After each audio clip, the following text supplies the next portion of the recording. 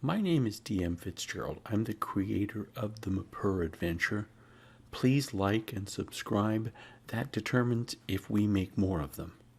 Now, here is the show.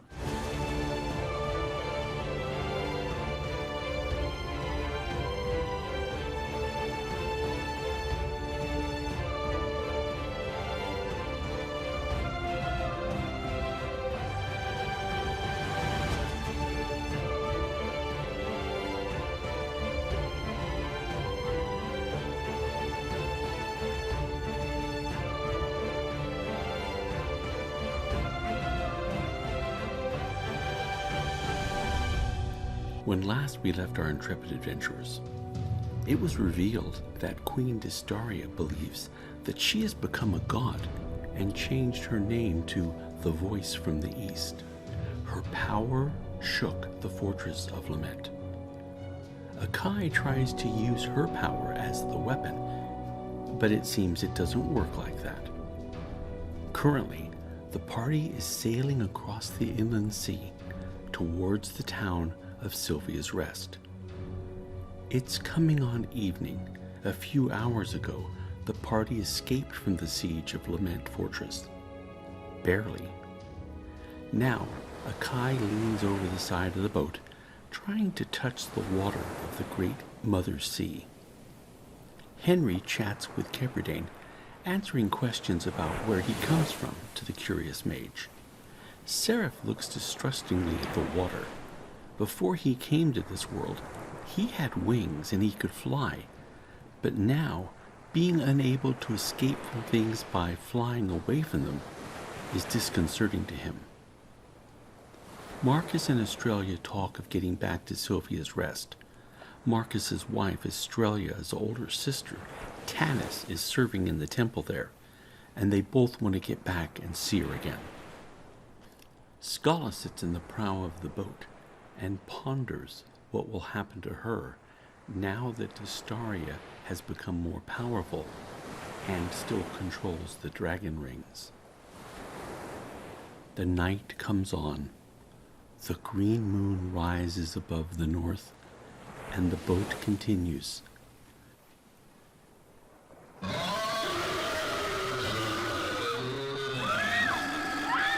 Suddenly there's a howling noise and a blood-curdling scream from Lissa.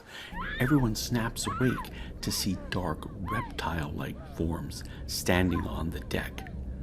Akai draws her weapon and attacks, but the creature counterattacks and catches her right in the chest.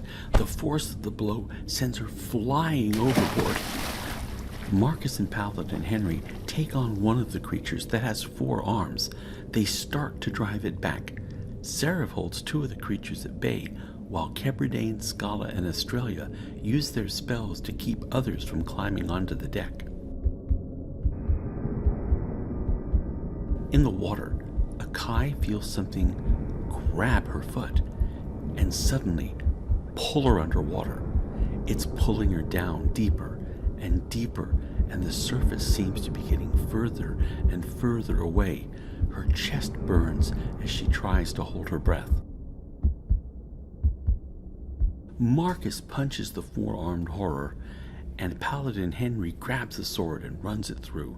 Seraph grabs one of the things and, still holding it, spins around, allowing Australia to unload some bolts of magical energy into the monster's back. Kepperdane joins in, and the beast is killed. One of the remaining creatures hits Scala, and she drops to the deck. The monster tries to pick her up. Meanwhile, in the water, Akai cannot hold her breath any longer. The air bursts from her nose and mouth, and she involuntarily breathes the water deep into her lungs. Marcus and Henry heave the dead body off the boat, and then move over to where the rest of the party is.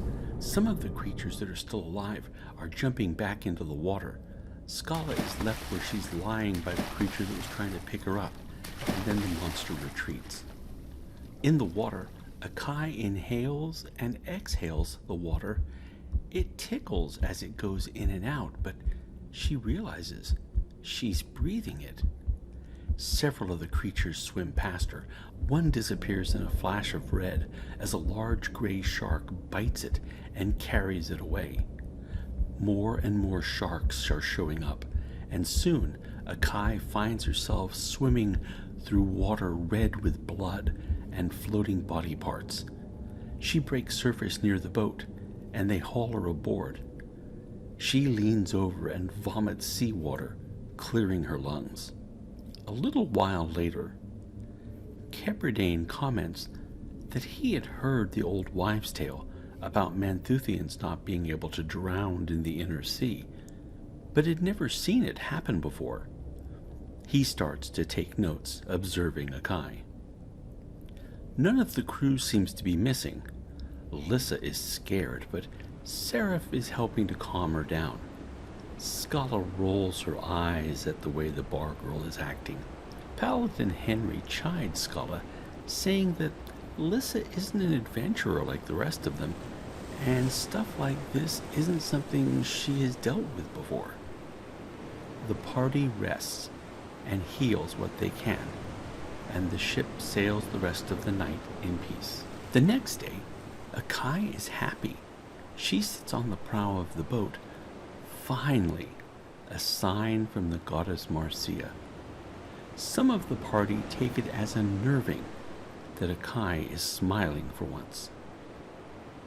Paladin Marcus, Kepridane, and Scala talk about the attack. They decide that it must have been at random since they're this far from the shore. Kepridane tells them that after looking at the stars last night, he has corrected their course. They should arrive at Silvias Rest tomorrow morning. Estrella talks with Paladin Henry. Her mother is a high priestess in the religion of Chaldasea, so Estrella is quite capable of talking about her religion. Her and Paladin Henry spend most of the day talking about their respective beliefs. She says that she would like him to meet her mother and father. Henry has no idea what that means. That evening after dinner, Kepridane is going through history for Paladin Henry. He explains about the Deseradan Civil War and tells the Paladin that the place that they're going to now, called Silvias Rest, was built as an outpost by Silvia I's great-grandfather when he made war against the dragon Gozlor, creator of the dragon rings. He says that the town sits on the southern continent of Sada Kadish, where people don't have the regular red cast to their skin, but a more yellow color, and they have almond-shaped eyes. They are ruled by the Emperor of Khan, and permission was given for the Deseradan army to build the base. However, it was abandoned after the war. Kepridane says that Gozlor the dragon was defeated by the paladin Absalom, but the paladin succumbed to the dragon ring and became the Death Master Absalom. He was thrown down by Queen Silvia I. Now the forces of southern Deserata have it for their base. The party sets watches. Scala lays in her blankets and worries that she may end up following the path of Absalom because she has worn a dragon ring.